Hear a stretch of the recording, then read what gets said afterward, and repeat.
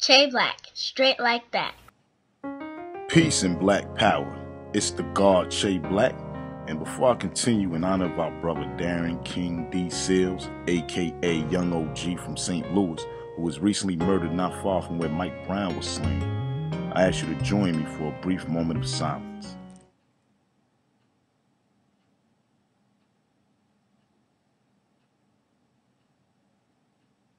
Thank you, family. A few months back, I was visiting the Loop, and I got a chance to sit down with the brother Darren Seals and discuss the recent uprising that took place last year in Ferguson. Now, this was one of the brothers, and matter of fact, this was one of the first brothers on scene assisting Mike Brown's mother to seek justice for her son. Hear the first account of what really happened on the ground, the truth about the Black Lives Matter movement, and where all those millions of dollars donated went. Unfortunately, our brother was physically taken from us, but his spirit will never die. So listen to his own words directly from his mouth as he makes his position clear on the battlefield. Black power and long live the spirit of Darren King D. Seals. Peace and black power, family. It's your brother Blak, straight like that, and I'm here in St. Louis, Missouri with my brother Darren Seals, aka Young OG. And this brother was one of the brothers who helped organize and mobilize during the Mike Brown incident in Ferguson, Missouri. How you doing, brother? Fine, man. How you doing? Pretty good. Now, how did you first start with the organizing and mobilization in Ferguson after Mike Brown? Because I know you were one of the ones who actually started it. Well, when it happened, he died. When he was murdered, I received a phone call maybe 30 to 45 minutes later because he died so close to my home. I just went out there and then I really didn't even know what I was doing. I just knew I wasn't going nowhere until we did something about it. No, so you get out there on the scene, you hear that the brother was shot and killed. You get out there, what's going on? Yeah, it was just people in the community coming together, a small group of people, black men, black women. We was trying to see what the hell was going on. And why was he gunned down like that? And we weren't getting no answers. And then we was just trying to backtrack and figure out the story. Someone said he stole. We was like, okay, he stole from the gas station. What that got to do with it? Like, you know, so we was just trying to figure it out. And then we was just trying to check up on his moms and see how she was doing and all that. So now you're out there in Ferguson organizing and mobilizing. At what point did the Black Lives Matter movement get involved? Well, technically, they never got involved.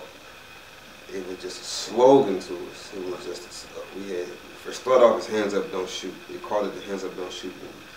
And, you know, we in the streets maybe 16, 18 hours a day. So of course, you know, we need chants, we need, you know, just electrifying the movement. So we come in with the hands up, don't shoot, no justice, no peace. We want freedom, freedom. You know, we chant things every day. Then someone came with the Black Lives Matter. We sing songs that said Black Lives Matter. So that's catchy. So we started saying Black Lives Matter. And it caught on, and it became so big the whole time. We never even knew this is actually an organization of lesbian and gay people. We just saying Black Lives Matter because it's catchy. We never had a meeting with these people. We never even knew they existed.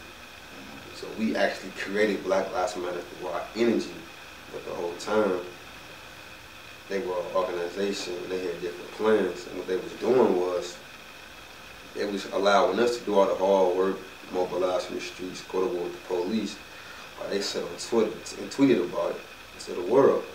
And most of the world, they're not here in Missouri, they scared to come here and see what's going on. They're watching it on TV. So they want to get the truth somehow. So they're going to Twitter to get that truth. But Twitter's not going to tell you the truth because none of the people from Ferguson were even on Twitter.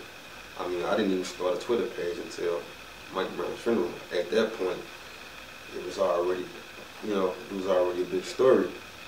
So they were using the Twitter accounts to create these GoFundMes and create these different PayPal accounts, all in the name of Ferguson, all in the name of Mike Brown, and going under the name Black Lives Matter.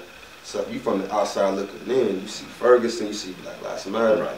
You think, oh, these people legit. So they sending these people thousands and thousands and thousands of dollars, hundreds of thousands, even millions, from what I've been told, And what I read online, they said George Soros, he's one of those, small hats, I think.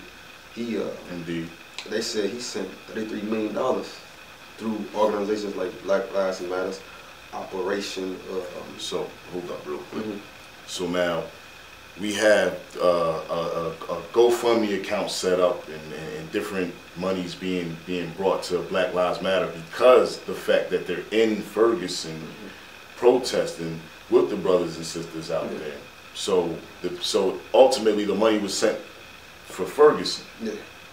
Money was sent for Ferguson. Like they were. And what happened with this money? As far as did y'all see this money? What were y'all? Never seen a penny of that money. Like if you go in Ferguson right now, it's nothing but abandoned buildings. There's no. Mike Brown Sr. He finally just probably 3 weeks ago opened up a youth center, and he still can't get no funds in it because all the money's been tied into Black Lives Matter, all these other organizations that had nothing to do with Ferguson. And Black Lives Matter have not. They haven't reached out. To Mike Brown Sr. to help him with his youth center. I mean, they call, do a little talking, take a couple pictures, but then it's back to business. It's all politics for them now, because now they running for mayor of Baltimore. The dude D-Ray, he had nothing to do with Ferguson. I mean, we was doing actions. We going up in the mall, shutting the malls down. The police come, he hiding in the car, tweeting about it, like he's scared to even get involved. And we didn't even know who he was. He just popped up out of nowhere. He just came from Baltimore, and he clicked in with the other gay people that was out there, and they started a little small group. And we really didn't pay them no mind, because at the time, you got to think about it, we in the middle of a war.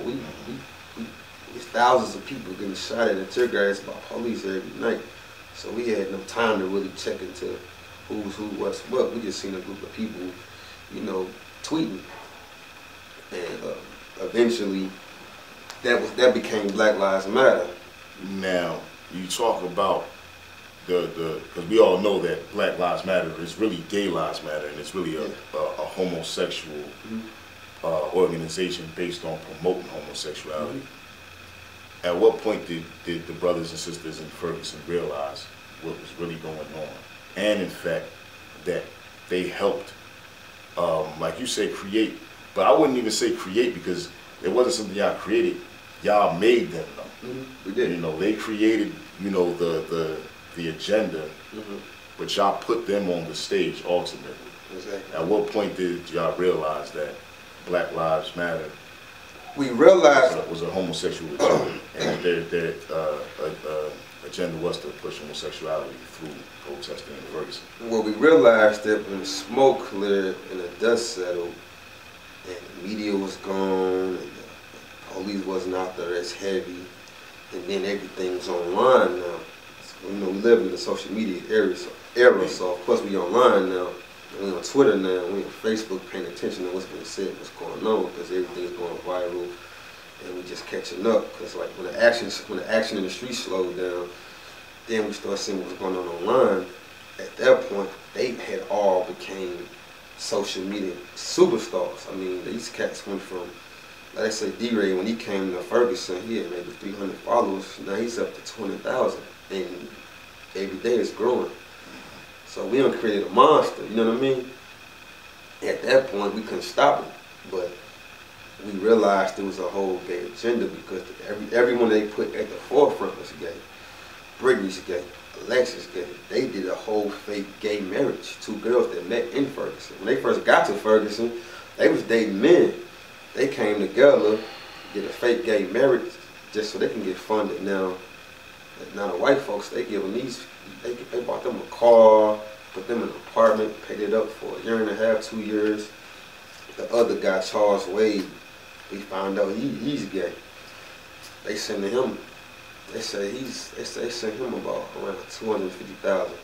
Then D-Ray, he's gay. So everyone that's put in the forefront is gay, and not only that, they're not even interested in the community anymore. They're not even interested in getting justice for Mike Brown. Now it's a whole, we're fighting for gay rights, we're fighting against homophobia. It went from being about Mike Brown to we don't care about Mike Brown anymore. It's all about our original agenda. We just exploited the Mike Brown name and movement. So it was never about Mike Brown as far as Black Lives Matter. It was never. And Black lives only mattered when it would give them a platform. Think about this: how can Black Lives Matter when heterosexual black men ain't even a part of the movement? You can't make a black life without the black man. So how can Black Lives Matter? So it was never about that. It was just it really was a genius slogan, which turned into an even more genius robbery. I was so to speak, because what they did was they found a way to use Twitter to exploit the death of a young black man to make millions of dollars and create their own different solo careers. They launched their careers. That's all they did. They used Mike Brown's death to launch solo careers and a gay movement. So now you don't see me, you don't see Tory Russell, you don't see Spook, you don't see any of the people who they don't talk about Josh. Josh, he's doing 8 years right now. He was one of the main faces out there. He's only 18 years old, but he was 17 years old on the front line every day. You don't see Low Key, he was 16 years old, Lost Voices. They was out there every day sleeping outside. You don't see any of them anymore. Only people you see are the selected few. And now what happened to these brothers and sisters you mentioned? Well, from what I was told, Josh, he was caught in Quick Trip setting a bag of chips on fire. Never been in trouble before. This is first offense. Even if he did or didn't do it, he should have never been doing 8 years behind that. But now he's in the penitentiary doing 8 years because he went against the system, the public defender. They made an example out of him. They said in the court, we want to make an example out of him so all the other protesters can learn. But he had no money to fight the legal defense. Wait a minute. He was accused of lighting a bag of potato chips. But they made it sound like an arsenal, like he burnt down a Quick Trip. But if you go over the Quick Trip test, it wasn't a Quick Trip that you seen when it first. It's a whole different Quick Trip, one different part of town. They saying he tried to light that one down and burn it up, but on the video you just see him with a bag of chips setting it on fire. Nothing caught on fire for real. So now he's doing 8 years behind that because he didn't have the money to hire a lawyer. Because Black Lives Matter, of course, got our money. Right.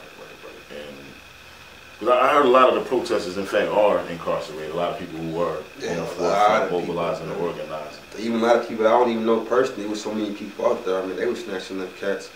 I'm getting called home from my cousins that's in prison. And they telling me, man, cats getting 5, 10 years. And one of the brothers, Ali from the New Black Panthers, he was one of the first ones out there doing like security and kind of like keeping people out of the streets and keeping everything organized and kind of keeping things neat so he won't, so the police won't have an excuse to try to hurt no one. Him and the other New Black Panthers, he's doing 10 years now. They saying he threatened to bomb the arts, some crazy stuff like that, and that was bogus. But again, he doesn't have any money to fight these cases. You talking about poor people from the hood that ain't never had no money. They just going out there and fight what they believe in, but they don't got no money to go against the system because people like Black Lives Matter taking all the money, putting it in their pocket, not using the money to help the people. Now Mike Brown's mother, I've seen you in videos with her several times. Are you still in contact with his mother? No, not at all. Now, is she in contact? Like, is the Black Lives Matter, are they helping her? And what happened? Why aren't you no longer in contact? Because I seen you on the videos. In fact, one of the videos I put out, the hate producer, I used to clip when she was out there, protesting, and you was, in fact, right side by side. Okay. No, I'm not in contact with his mother anymore. Originally, when it first happened, I was concerned with the mother. Black mother just lost her son. I walked her home. She just cried to me. She threw up. She was real sick. She was just really lost, and she didn't know what was going to happen, what to do. And I told her, I gave her my word. I said, I'm not leaving. I'm not stopping until we get justice. We're going to figure out what happened to your son.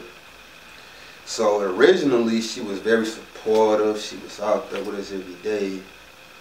But when they got to it, man, they started, you know, they sent Al Sharpton, man, he getting in their ear, telling her what to say, what not to say. It became so big in the media that it went from being about justice for Mike Brown to how much money can we get from Mike Brown.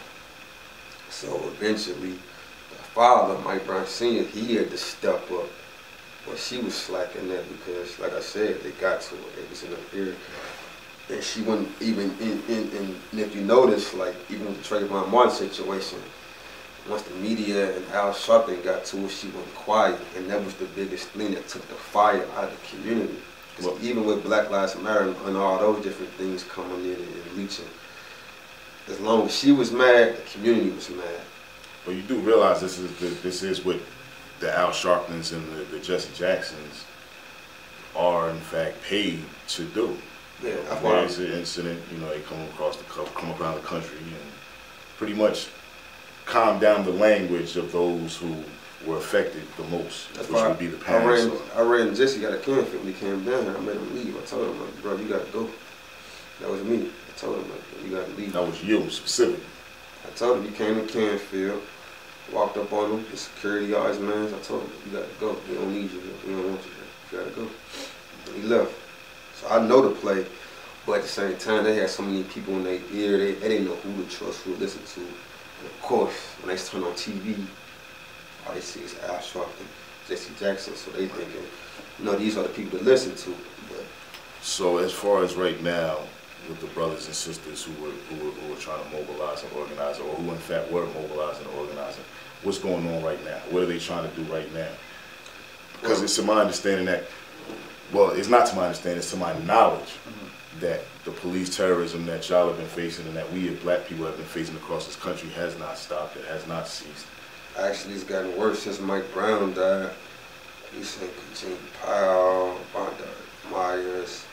I mean, at least, not just in Missouri, after Mike Brown died, at least 8 to 10 different young black males were murdered by cops after Mike Brown. After Mike Brown. And then they say around the whole country, they say the numbers say like 1,134 black men have been murdered by cops since Mike Brown died. So what happened? What do you think happened to that spirit then? Why isn't? Because you know, we were talking, and you know, you talked about the police shooting at the protesters and all that, and which actually what was going on with the brothers? Like, I know brothers wasn't just taking it.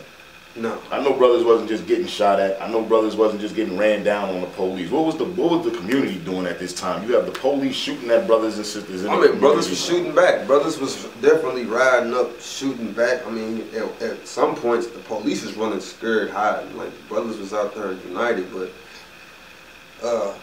the community had the police hiding. No, the police was like literally after the decision, Darren Wilson wouldn't be charged for Mike Brown's murder. I mean, I got pictures on my phone right now to show you, like, police hiding behind the trucks because brothers just riding up, shooting up their cars, dumping choppers, handguns, whatever, like not even caring. 2 cops actually got shot that night. 1 cop got shot and a bullet went through his shoulder blade, and they said he could never work again. He was a U City cop. U City, Missouri, that's a different municipality in St. Louis. Right. But a cop got shot that night. Like, dudes was definitely coming out. But at the same time, like, the police are able to continue doing what they're doing because they're funded. And it was discouraging for a lot of people that put in so much hard work only to get robbed from them by a bunch of, you know, Black Lives Matter people that we don't even know they had nothing to do with. Yeah, sexually confused. Right. You know what I'm saying? Men and women who really don't have no place in the movement and really don't have no concern what's going on with us. They just want to get some money and, you know, be your next Al. They trying to be the next Al Sharptons, the next Jesse Jacksons, but they really wasn't for the movement. And at the time, we didn't realize that what was going on. And by the time we caught on to what was going on, it was too late. They had already, the damage was done. So a lot of brothers and sisters, they still gotta eat. You know, they still gotta go to school, they still gotta go to work. So the energy died. Because on top of all that, you know, you're not seeing his mother anymore. You're not seeing her crying in the streets anymore. You're not seeing her, I want justice for my son anymore. It's more so like, I got money now. I got to be quiet. I can't talk about certain stuff in the media anymore. So eventually the fire just died out, and then now it's back to business as usual. So it's still people really, trying to make moves and trying to galvanize the community and mobilize and organize different programs and stuff for the community, but it's not how it was because people didn't see, people got tired of doing the same thing and expecting a different result. We wasn't seeing real results produced from what we was doing. Now, I hear that, but to me, having police hide behind cars and scared, that's a result, and that's a start. Yeah. So things have pretty much calmed down in Ferguson as far as the brothers and sisters organizing and really mobilizing. But careers have been created out of what happened in Ferguson. For example, in Baltimore, there's an individual out there, DeRay. Yeah, DeRay out there, D-Ray, D something. Yeah. And he's out there in Baltimore, and I believe he's running for some office out there, and he's getting a lot of, can you tell me what's going on with this? What happened? Well, him, he wasn't involved at all, man. He was just somebody, somebody just popped up one day, and he was just sitting on the sidelines, tweeting. And he's a so-called, he's Black Lives Matter though, correct? He's Black Lives Matter, yeah. He's Black Lives Matter. But when he came, man, he came in the point we had this event called Ferguson October. In Ferguson October, I think we had a concert. Cornell West came out. A lot of different rappers came out. Bungie, Tyler Quali, Common, Jaziri X, a lot of Dead Prey. We had a lot of fun at that time. So he comes in, he just trying to see what's going on. He was a poser. He came in and made it like he just wanted to be involved. But he wasn't really involved at all. He just sat on the sidelines and just tweeted about it.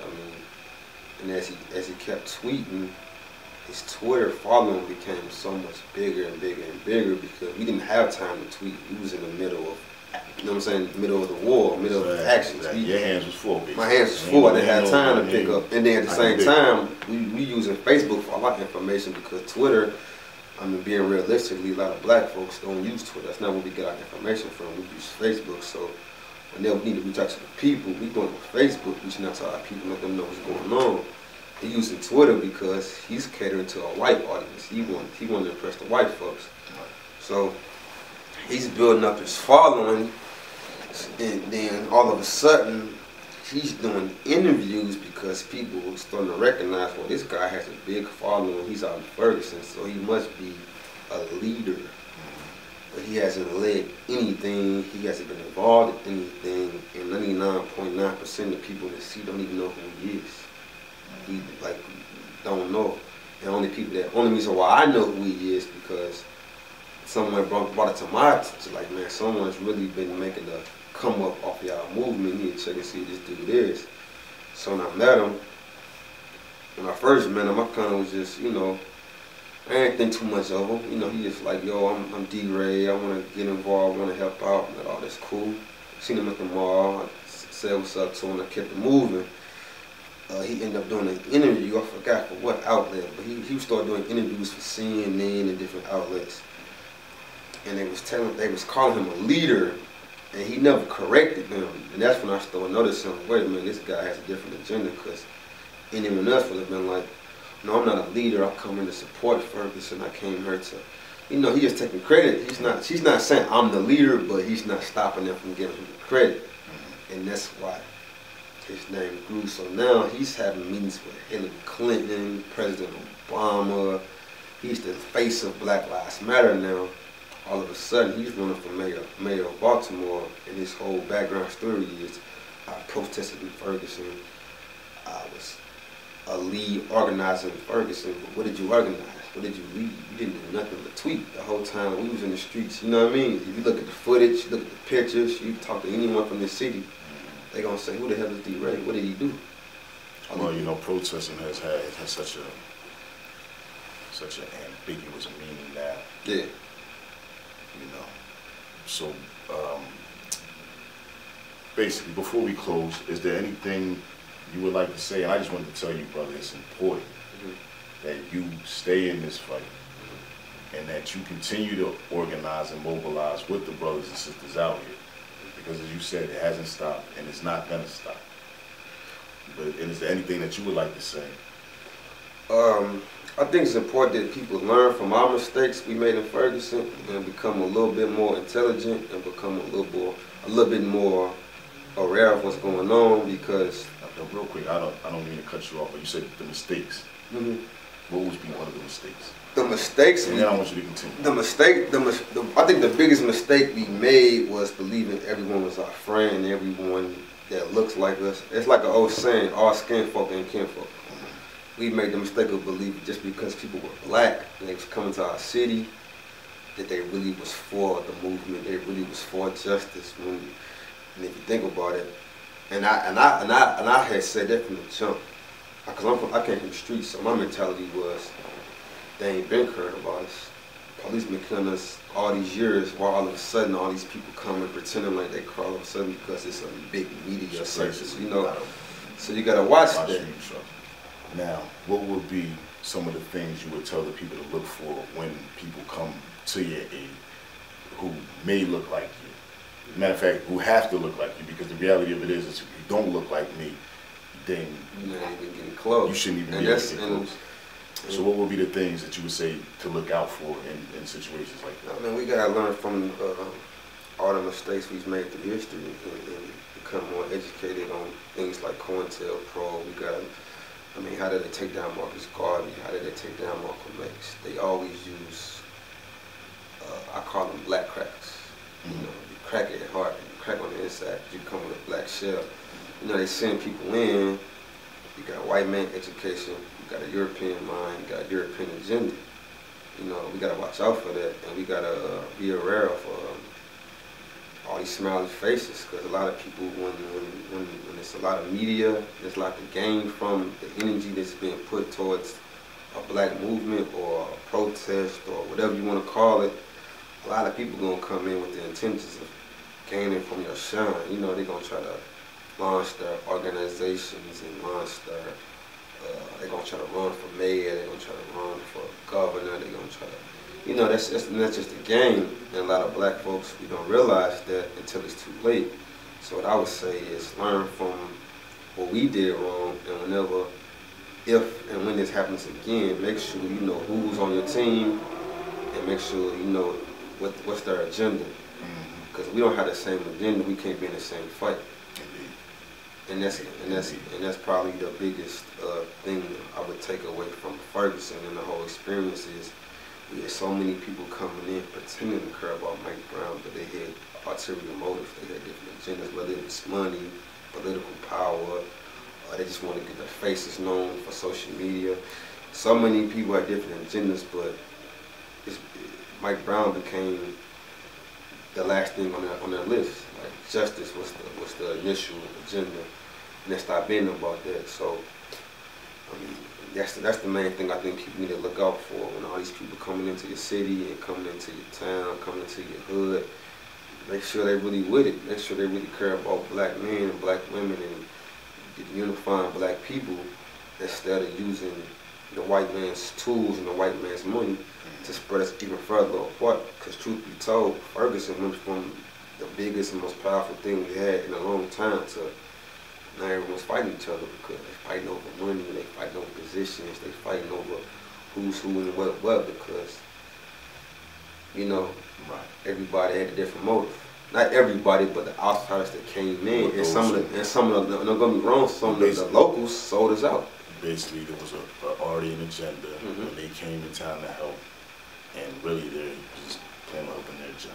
Exploiting and soliciting, that's all they did. Well, brother, I really appreciate your time. You know, it was definitely an insightful conversation to really hear from someone who was on the ground, and not just someone who was on the ground, but someone who was involved and helped, in fact, spearhead what was going on and what we've seen in the media. And so I appreciate your time, and it's important, like I said, for you to stay in this fight, young soldier. Stay on the front lines, and I will definitely see you soon, my brother. Appreciate it. There you have it, brothers and sisters. We have to be very mindful when we hear things like Black Lives Matter, it has a way of clicking in our mind, because the reality of it is who would not hear that and think, yes, Black lives do matter? However, you have to ask yourself, when the people who are saying this or who are presenting this to you, at what time or at what point do Black lives matter? You know, and you have to look at this. Do they matter in the womb, when you're saying that you are pro-choice? Do they matter when we're trying to create institutions and youth centers and your organization can't give a dime after you've in fact made money off of the loss of life that these youth centers are for? Or is it when you can gain the most media exposure and coverage? It's your brother Blak, straight like that. Peace, Black power.